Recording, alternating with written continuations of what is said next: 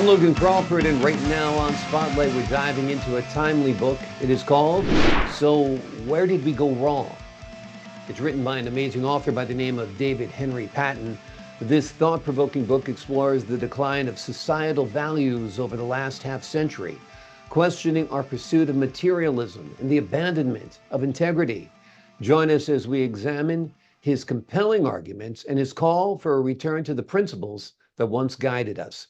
We're delighted to have this very talented author join us here today on Spotlight, and we ask viewers like you to support authors like him by subscribing to our channel and by purchasing his amazing book. The links are below this interview. David, great to see you here today on Spotlight. Thank you very much. So I understand this book started out as a memoir or an autobiography. Tell us about that. I was born on a farm in northeastern Iowa. At that time, I learned honesty and integrity, how truth will set you free, hard work will get you most places, so on and so forth.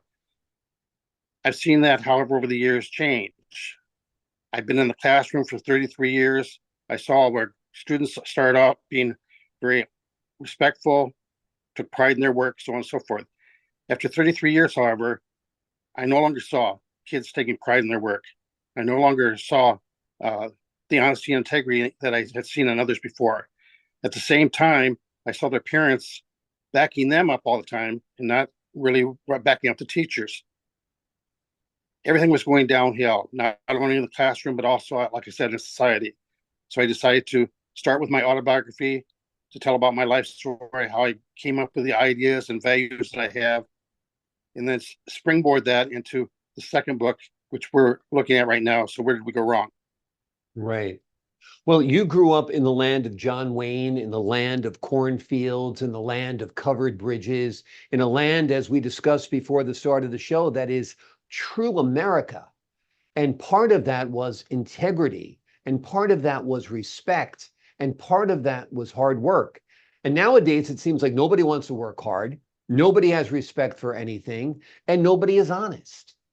Is that your feeling as well? Exactly.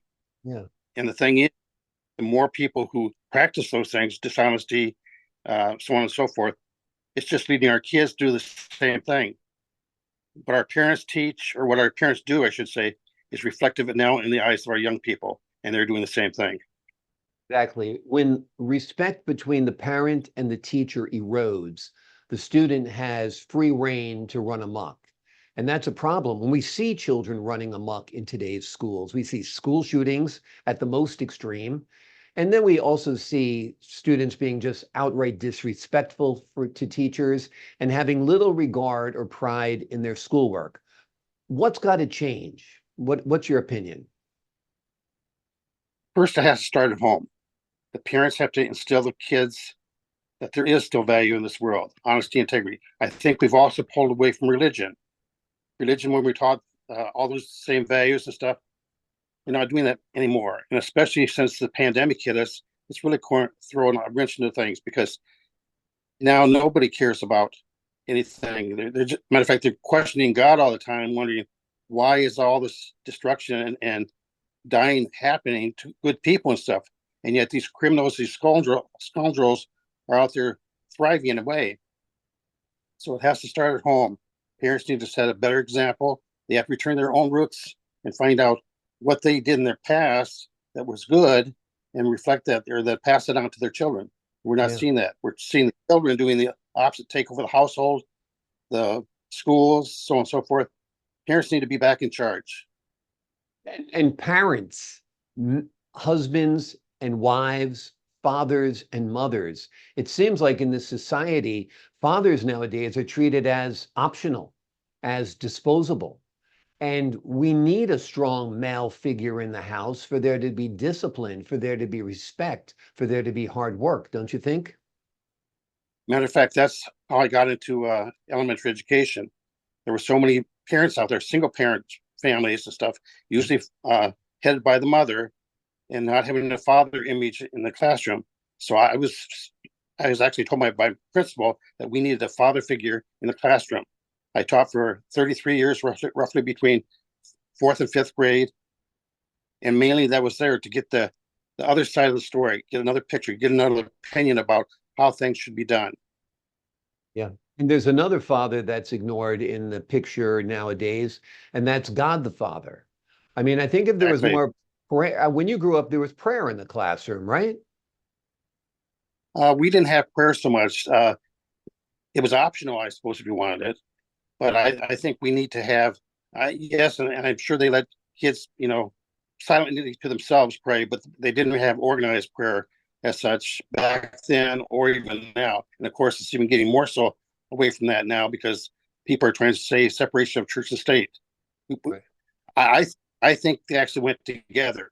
When this country was formed, when it's talked about forming this country, there wasn't really separation of state. They went together.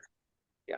Matter of fact, founding fathers, I believe, they set up this nation because of religious turmoil back in their own countries, and they wanted to have religion practiced here, but in a way that it conveyed those values to the young people. We're getting farther and farther away from the religion, and therefore farther away from values. We have not.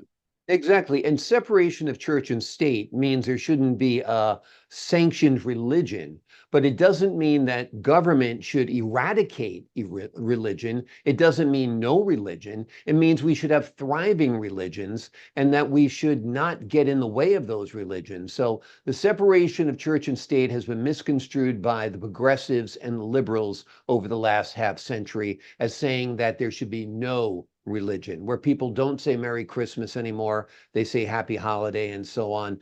We shouldn't erase Christmas. Another thing I know we did in the classroom, which I'm not sure if it happens anymore, is we put our hand over the heart, we turned to the flag, and we said the Pledge of Allegiance. Exactly.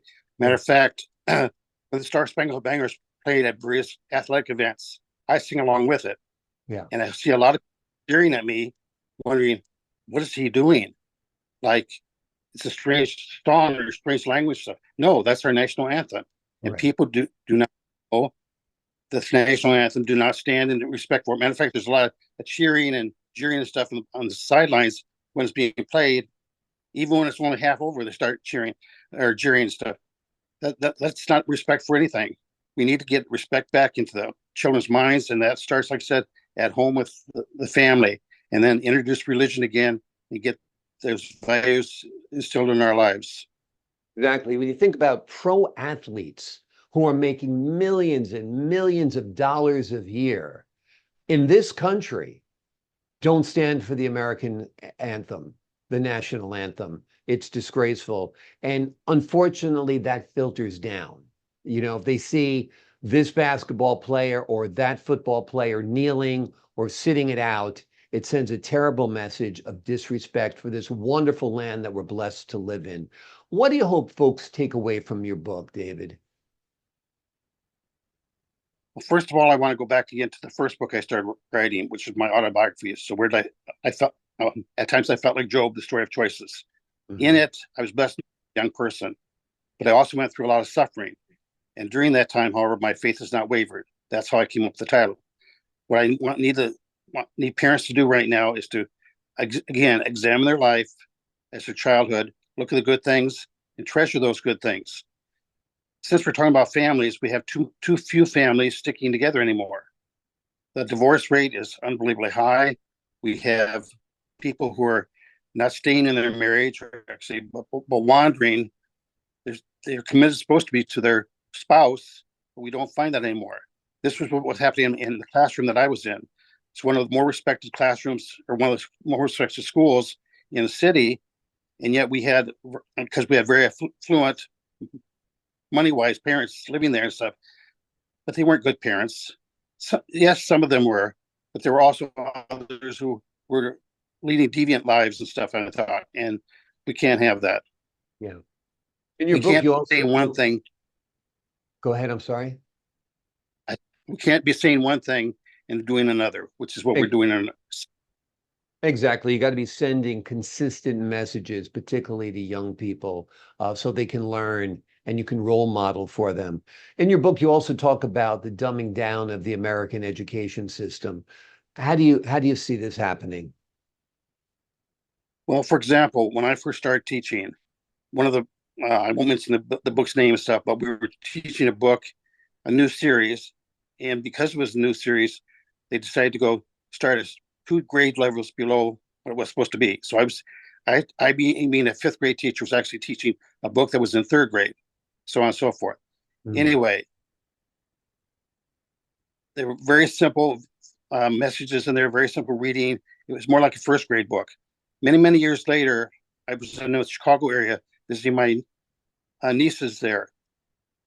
The niece that was in 3rd grade was reading out of the very same book that I was reading. Actually, she was in 2nd grade, reading out of the same book that I was reading and teaching my class in 5th grade. So we have been dumbing down. We've now been challenging our students.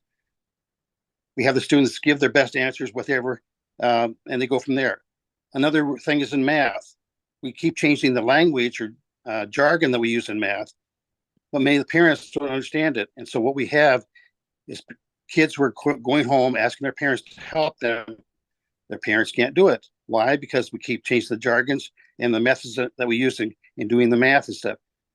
A lot of teachers will also tell their students, you need to do the math that's in the book, the way they teach it in the book. I don't look at it that way. If the kids know another way of doing it, let them do it. And then teach it to me, because I want to share that with the rest of the class, because I'm always looking for an easier way to do things. Exactly. All great advice all across the board. Parents need to be involved. Parents need to have intact families if possible. Schools need to tighten up the curriculum and add more rigor to the studies. Children need to be taught respect and discipline. There has been a degradation of our society over the last half century, and it's only getting worse. The name of the book is So Where Did We Go Wrong? It's written by David Henry Patton. It is a thought-provoking book that explores the decline of societal values over the last 60 years, and it questions our pursuit of materialism and the abandonment of integrity. It's a great book. It's an important book. It should be a wake-up call to you parents out there, to families out there, grandparents out there, to realize that this society cannot continue along this trajectory much longer. David, thank you so much for joining us here today on Spotlight. Thank you very much. I appreciate your time. To the folks at home, I'm Logan Crawford, thanking you for your time. This time until next time on Spotlight.